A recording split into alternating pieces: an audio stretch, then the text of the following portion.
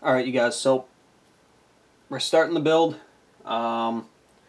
Feel free you guys at any point to skip ahead of the video on any of them to get to sections that you need, whether you just need a little help with understanding how something goes together or you just want to browse through it. Feel free to. I have no problem with that. All these videos that I'm making are strictly step by step to show you how it is assembled. Okay, I am using the instructions booklet as a reference, okay, because I mean, even though I've studied it and I pretty much remember how everything goes together on this, still I want to use it as a reference. Okay, so we got the book. Tools, I don't have anything special. The drill that I have, I'm missing bits for it, so I gotta go back to the old-fashioned just screwing it in by hand.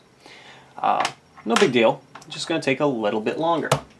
So that's why I said I'm gonna cut through probably some of the parts where I'm just doing a bunch of screwing pieces together.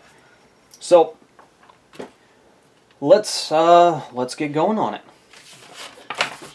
Step one, I'm gonna be taking the bumper, the lower skid plate in the front, and the brace that actually gets attached to the car. Okay, very simple when installing it.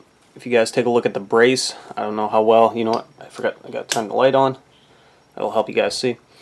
It actually says this side down, so make sure you put this facing downwards. Alright, this also has little indents inside of here which will sit on top of those little grooves.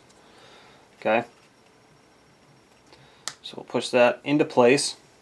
The front bumper, simple, sits right on top of it.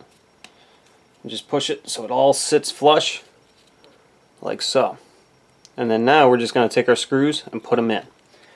Now it calls for 2 of the 3x8 millimeters and 2 of the 3x12 millimeters. Okay, now the 3x12 millimeter ones, which are the longer ones, are going to go in the middle 2 holes here. Okay, so put those in, and the shorter ones are going to go on the outside.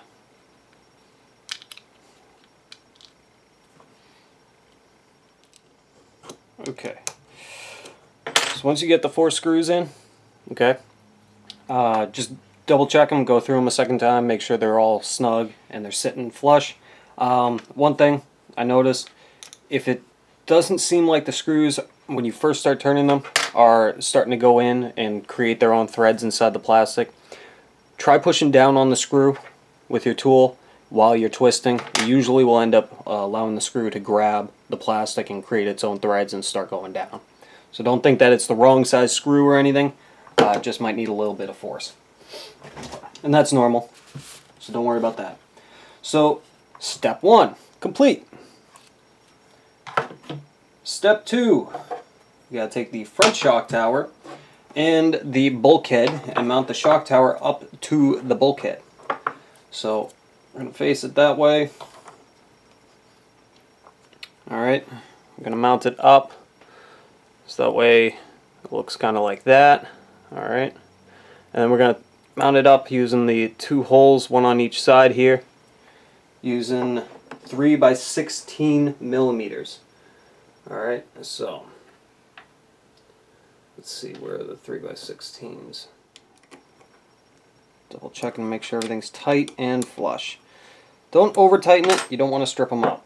Alright, now we gotta take our front bumper and our shock tower and mount it together by putting in the 4 screws into the bottom. Okay,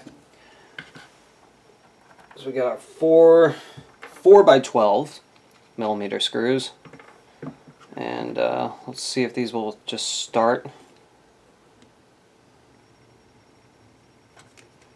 I didn't think so.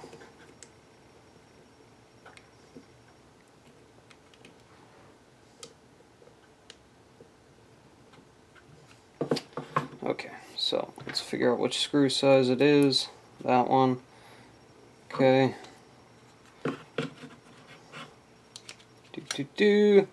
Come on, you, line up. There we go.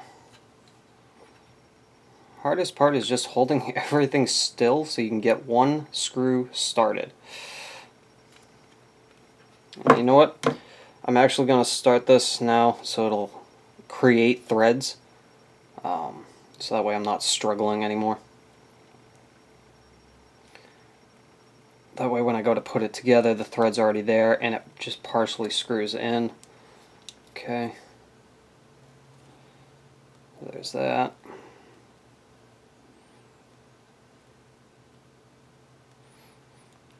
Do.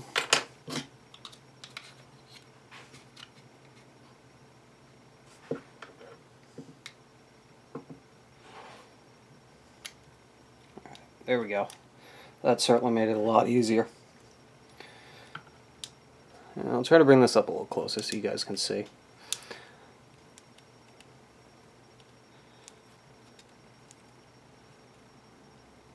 Okay. I'll get a little more leverage here.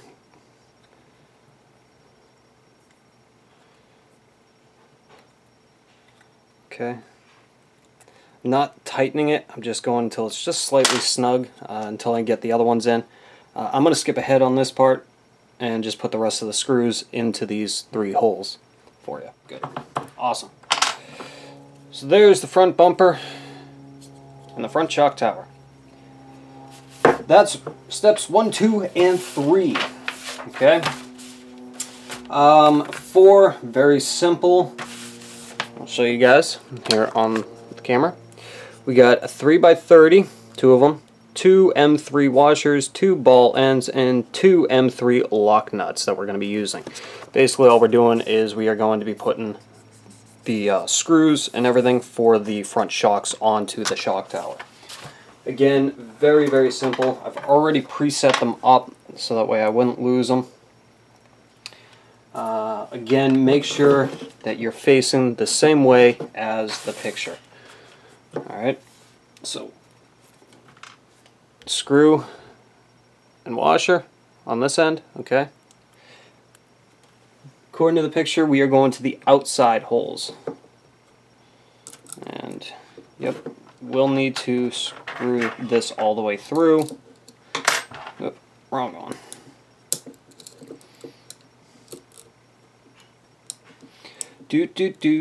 Now this part would be beneficial with a screw gun because that is a long screw. That is long. Okay guys, so I kind of went ahead and already put the front body mount on to the shock tower here. There is something that I wanted to tell you guys about. It is a very, very close call, as you guys can see, with the front shocks, the bolts for them, okay? Recommendation, when you go to put the shock screws in, make sure they're all the way in and tightened, okay? Again, these screws do screw through the plastic, so it will tighten up when it gets all the way to the end. When you go to put on the body post on, put the screw in it first, tighten it down, do the other one, tighten it down a little bit. As you're tightening the screws down, it will push itself up and over that screw. Alright? So again, take a quick look. You can see how close they are to it. You are supposed to do the middle holes according to the instructions here. Alright? And looks pretty good to me. Everything seems flush on it. Alright, cool. So now the next step, I just want to make sure you guys knew about that. Next step, we got to put the front body mount hardware in. Just trying to grab 2 little O-rings. Alright. Now, this has the screw down style body posts. So we got to assemble it a little bit, which isn't that hard. Basically, it comes with a set screw and a O-ring, 2 of them. Alright, now what they want you to do, you guys can see, is they want you to take the O-ring and put it halfway down the set screw, okay? This set screw is actually going to go into the post itself, alright? So I'm going to do that before putting it in there just to be able to show you guys here. Alright, but you're going to take it, put it in there, and then you're going to screw it all the way down until, if you guys can see that bevel in there, that O-ring sits flush in there. Now remember to have the O-ring halfway down on the set screw, because that's all you need. Alright, so I'm just going to push that down just a little bit. There we go. Like size. And just screw it in there. Awesome, voila. There we go. There's the front end. Pretty sweet. One last thing that we got to do on this video, you guys, is I'm going to be putting in the front camber rod ends. And I've already preset those up, okay? Went ahead and did this ahead of time. But what I wanted to show you guys is, if you take a look here, step 7, okay? You're going to need the long rod ends. You're going to need 4 of them to make a complete set. And if you look, it says 50 millimeters actual size. So you can actually take the rod end, put it up to it to make sure it's the correct one. The distance right here, okay, 27.5 millimeters. That's the distance from both rod ends at the end. So when you start putting this together, you can actually take it, line it up to it, and make sure that it's the same size.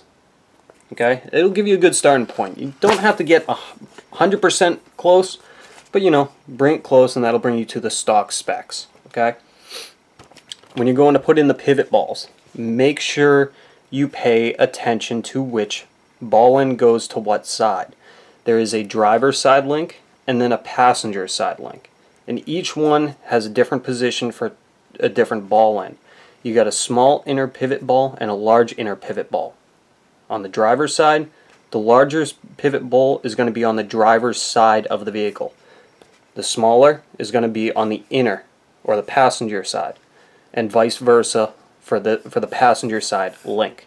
I know, a little confusing, but just make sure you follow exactly how those specifications are. Okay? When it's talking about these little grooves here, if you guys take a look, you guys can actually see there's a little indent there. Okay? That is going to go on the driver's side. That way, when you make your adjustments, it goes in the correct directions, so that way you don't get confused. So that's pretty simple. I'll actually go and throw this on off camera, because I know this video is already pretty long.